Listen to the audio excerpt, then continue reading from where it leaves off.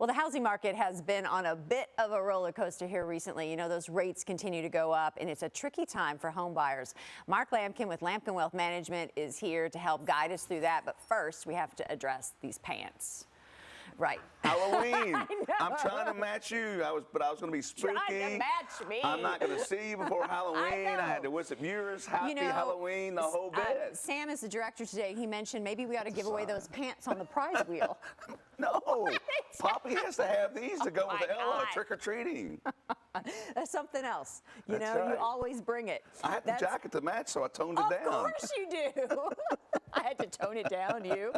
Oh, my goodness. Right. All right. Let's switch to this topic today because I feel like those housing numbers, right? Like I feel like, I think I just heard what housing prices are starting to drop. However, I mean, you and I have been talking about interest rates have just been creeping up. So let's talk about like top 5 tips for how to navigate kind of this market right now. Yeah, number one, if you're a first-time home buyer, Claudia, don't even take the chance of doing this by yourself because it's a tough road. You won't know what it's worth. Get a realtor. You don't, read a book about brain surgery and give yourself brain surgery, right? Not. So first and foremost, if you don't know, get a realtor. Second, the first thing is know what you can afford. Yeah. We've talked about this 6 months ago. An $800,000 house payment now is a $625,000 house payment. Yeah. So know what you can afford, number one, so when you start shopping. Yeah. The next one is... Well, can you go ahead and get pre-approved? I think it's a great point. Yeah. Once you know what you can afford, and pre-approval is different than a pre-qualification letter too, by the way. So pre-approval means you went to the bank, they looked at your credit score, and they are going to lend you money, and that will give you the edge in any negotiation because it's like paying cash. And what about, like, I feel like too, you kind of need to know what trade-offs you're willing to make, Yeah. right? In addition to what can I afford, but what am I willing to say, you know what, I don't need that right now in that house. You know, when you go online and you see all these houses and you're you like, get oh. so sucked in. You do. It's the swimming pool that you never use or the hot tub. I want that. Or do you need it downstairs or not? I mean, you've got to make a list. Do I need a man cave? Here are the 10 things that I need. Here are the 5 or 10 things I can live without.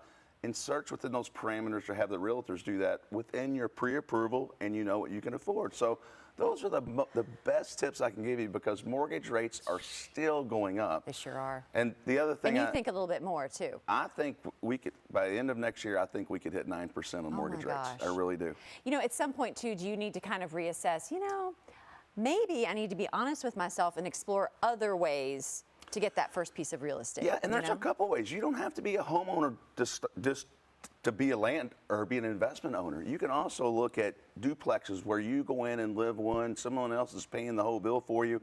You could build equity in that and use that to buy that first home if you want to. There's also other mortgages available. Minorities, veterans, certain services that are out there, retirees that are not only first-time home buyers, but can give you special benefits that you may not even know about. So talk to your lender there.